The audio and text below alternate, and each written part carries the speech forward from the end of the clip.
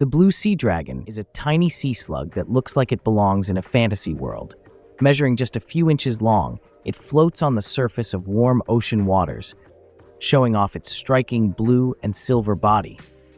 Its beauty, however, hides a dangerous secret. The blue dragon feeds on venomous creatures like the Portuguese man-o'-war, storing their stinging cells in its own body. If threatened, it can unleash this venom to deliver a powerful sting.